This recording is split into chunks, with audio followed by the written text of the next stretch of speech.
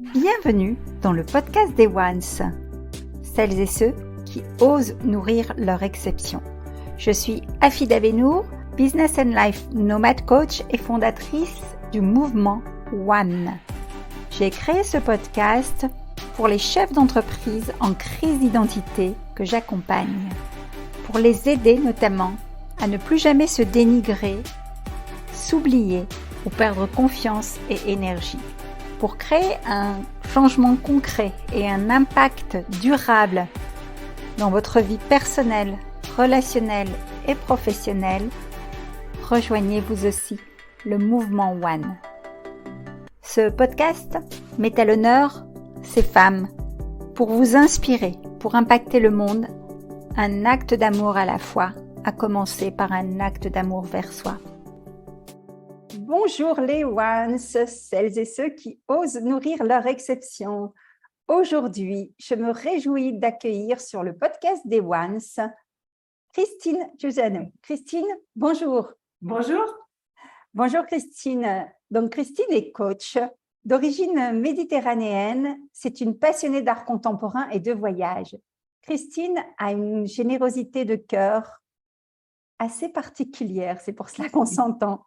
Elle écrit actuellement le chapitre d'une future nouvelle. Kinésithérapeute pendant 30 ans, elle est experte en soins apportés aux femmes en urogynécologie notamment et postpartum. Mais elle est aussi experte en mouvement parfait. Vous allez comprendre pourquoi je vous dis cela. Elle se forme depuis 4 ans au développement personnel et reçoit en consultation de coaching privé.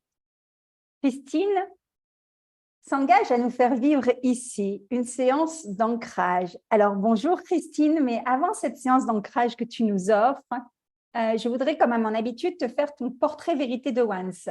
Donc, sur la base de la spontanéité, mes invités ne sont jamais préparés, mais je vous pose une série de questions à la Proust, juste pour, justement, aider notre auditoire à te découvrir.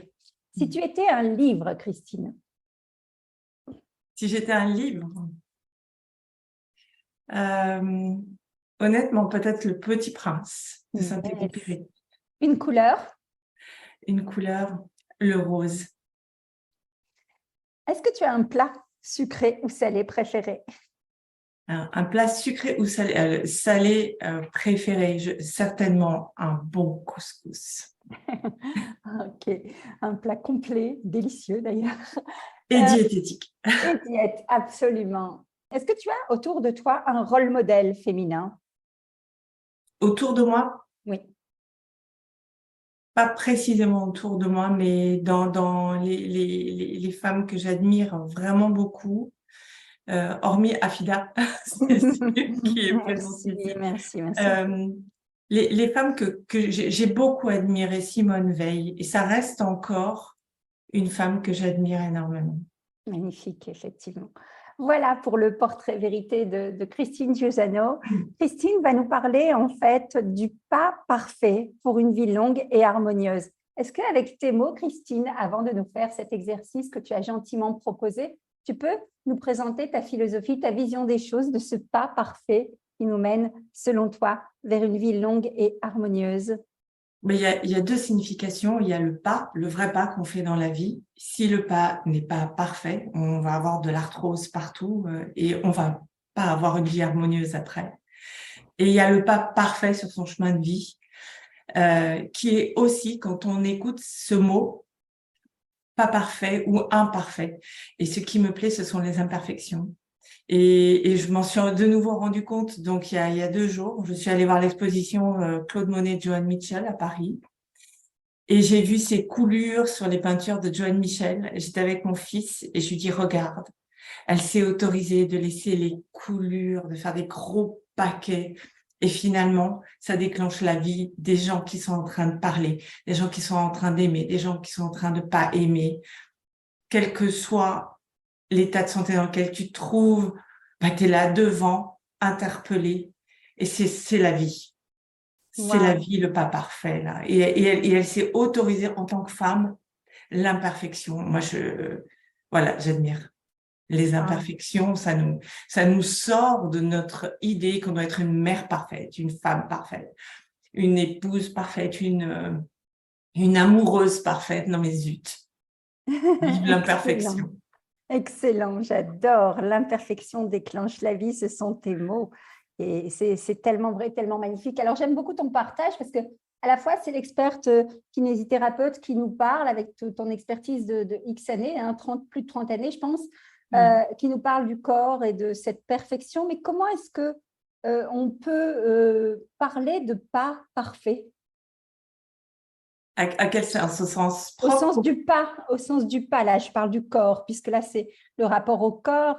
Et tu as dû recevoir dans tes cabinets, je sais que le toucher est très important pour toi, Oui. tu as dû recevoir dans ton cabinet moult personnes. Et qu'est-ce qui fait, comment tu lis ça? Comment tu lis un pas parfait, justement?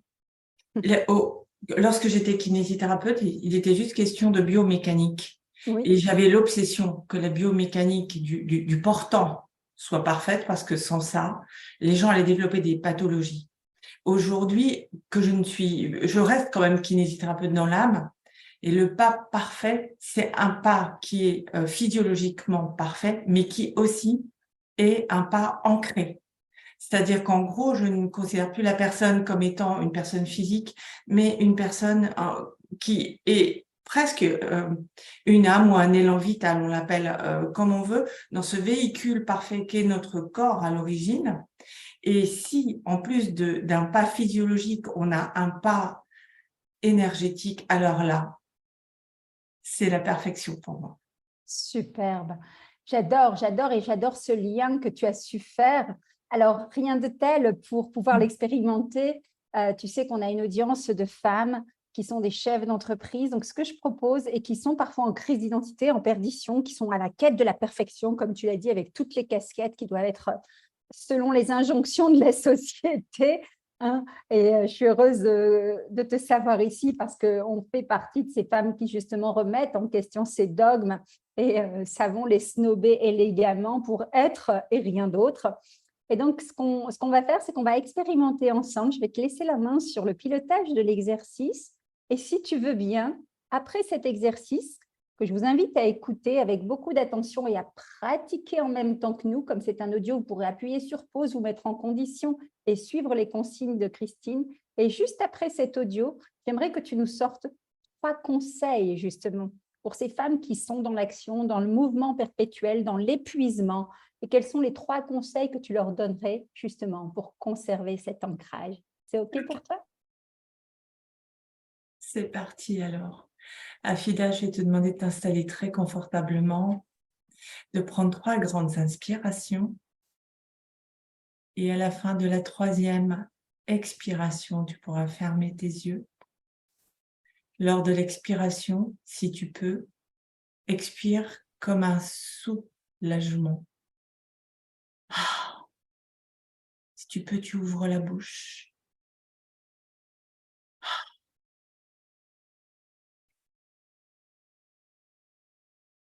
Je vais te demander de porter ton attention derrière tes yeux, juste au milieu de ton front. Nous allons créer un canal de connexion entre le centre de ta tête et le centre de la Terre. Je te demande vraiment de te concentrer. Choisis le moyen que tu veux. Ça peut être un bambou, un tuyau. Choisis ton moyen. Et dès que tu l'as choisi, fais-moi un tout petit signe avec ta tête. Tout est bon. Tout est bon, quel que soit le moyen. Attention. Mets ta conscience derrière tes yeux. Et commence à créer ce canal. On va descendre directement à travers la gorge, à travers le thorax.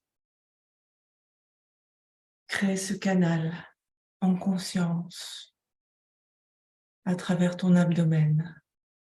Tu descends. Et là, tu vas traverser le chakra racine qui se situe exactement au milieu de tes organes génitaux. Continue en conscience. Tu vas traverser l'écorce terrestre. Continue. Tu vas traverser plusieurs couches, peut-être des plus dures, peut-être des couches d'eau, des flaques, du gravier, mais tu y vas, animé de cette conscience, d'aller ancrer très profondément comme une racine au centre de la terre. Au bout du chemin, à l'aide du moyen que tu as choisi, encore une fois, tout est bon, tu arrives dans une caverne immense, une grotte immense. Le lien est fait. Remets immédiatement ta conscience derrière tes yeux, au centre de ta tête. Et continuons cet ancrage extraordinaire. Imagine une lune orange sublime au-dessus de toi. Imagine cette lune qui envoie vers toi des rayons lumineux d'une puissance infinie qui glissent derrière ta tête, derrière ton dos et qui entrent dans ton corps via ton chakra racine, exactement au milieu de tes organes génitaux et qui montent à travers ton abdomen, à travers ton diaphragme, qui inonde ton cœur, tes épaules, tes bras, tes mains, ta nuque, ta tête. Tu vois, Afida, à l'instant même, tu es connecté énergétiquement de façon illimitée à l'énergie de la Terre et aux énergies célestes. Laisse-toi envahir par cette énergie extraordinaire. Laisse-toi pénétrer, circuler par cette énergie vive, harmonieuse, guérisseuse. Imagine, il y en a tellement, ça déborde, ça t'entoure d'un halo lumineux, comme un cocon. Laisse-toi faire. Ça tourne autour de toi, ça tourbillonne comme de l'or, ça brille. Laisse-toi faire. Remets juste ta conscience derrière tes yeux et pose uniquement à la question « Comment ?» Juste cette question « Comment ?» et laisse venir derrière tes yeux les images. Peut-être qu'il n'y en aura pas. Peut-être qu'il y aura des sensations. Peut-être que tu vas sentir du courant d'air, des picotements. Laisse tout venir. Demande juste comment. Et surtout, n'essaye pas de comprendre. Laisse-toi bien envahir par cette énergie. Remets maintenant la conscience derrière tes yeux. Prends 3 grandes inspirations. Ouvre bien ta bouche et expire.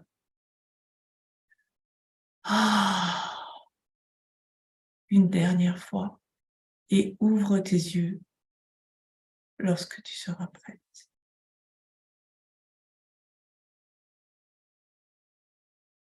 Waouh! Magnifique. Magnifique. C'est le branchement à l'énergie gratuite, illimitée, un outil réutilisable, peut-être des fois 10 fois, 20 fois par jour, parce que des fois on traverse des trucs vraiment pas marrants. Excellent. Je n'ai pas de mots. Je vous invite vraiment à expérimenter comme je viens de le faire, à appuyer sur pause, à tout de suite, sans attendre la fin du podcast. Vous y reviendrez après. Revenir au début de l'exercice et vous octroyer ces quelques minutes d'ancrage qui sont tellement, mais alors tellement, tellement, tellement précieuses et puissantes. Merci à toi, Christine, car j'ai vraiment adoré ce moment, cet exercice. Merci. Je me suis connectée au fil d'or qui me reliait à la Terre et c'est extrêmement puissant. Je vous invite à réécouter l'audio, à pratiquer, pratiquer, pratiquer. Quelle générosité! Waouh!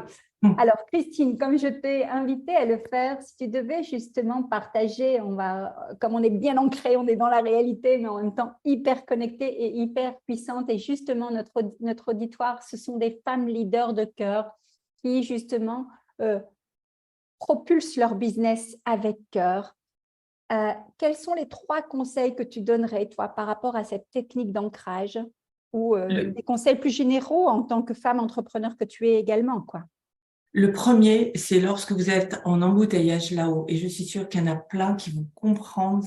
Quand je fais ce geste-là, tu as plein d'idées. Alors, le geste, c'est le front, les gens nous écoutent. Hein, donc, c'est un embouteillage là-haut, c'est au niveau du cerveau mental, c'est ça? Voilà, voilà. Donc là, il faut pratiquer des séances d'ancrage parce que c'est ce qui permet de vider notre cerveau qui est trop plein. Et lorsque c'est vidé, la créativité peut arriver. Et c'est ça qui est intéressant. Le deuxième conseil que je pourrais donner, c'est vraiment arrêter d'écouter notre ego, arrêter de laisser notre vie être gouvernée par notre ego parce que c'est quelque chose qui nous pourrit, qui nous asservit. Je travaille encore. Le troisième conseil, c'est ne cessez jamais d'apprendre et de croître. Entourez-vous des meilleurs. N'allez pas imaginer que les meilleurs ne veulent pas de vous. C'est une erreur. Allez demander, osez demander. Je dis souvent, quand on demande de l'aide, c'est un don de confiance que l'on fait à la personne. Un don de confiance que l'on se fait à soi et aussi un don de confiance que l'on fait à la personne. Et on est souvent, souvent agréablement surpris des réponses. Merci et bravo pour ces 3 conseils très, très précieux. Je vous les remettrai en résumé dans la légende du podcast, bien entendu. Christine, on peut te retrouver, n'est-ce pas, et retrouver toute ton actualité sur ta page Facebook qui se nomme… Oui. C'est Christine Giussiano Coaching, mais même Christine Giussiano tout simple, c'est un compte qui est ouvert et qui est pas du tout, qui est dédié à mon activité professionnelle. Super, donc Christine Il n'y a qu'à me Giussiano, demander comme amie et c'est bon. Ok, Christine Giussiano Coaching sur Facebook. Donc, n'hésitez pas à suivre ses partages, toujours des partages très généreux, partage du cœur sur l'actualité Facebook, sur son fil d'actualité Facebook. Et surtout, je sais qu'on a une grande nouvelle à partager ici. Les 28 et 29 janvier 2023, tu organises ton premier séminaire Amina Viva aux côtés de Mathieu Winsman et au sein du berceau de ta famille, à savoir en Corse, n'est-ce pas? Tu peux nous en dire un peu plus? Eh bien, c'est avec Mathieu Weiman que j'adore et qui est un coach absolument précis et précieux. Donc, j'aime bien travailler avec lui, on s'entend très bien. 2, c'est en Corse, parce que la Corse, c'est mes racines. Et comme je vous l'ai expliqué plus loin, j'ai besoin d'être ancrée pour y arriver.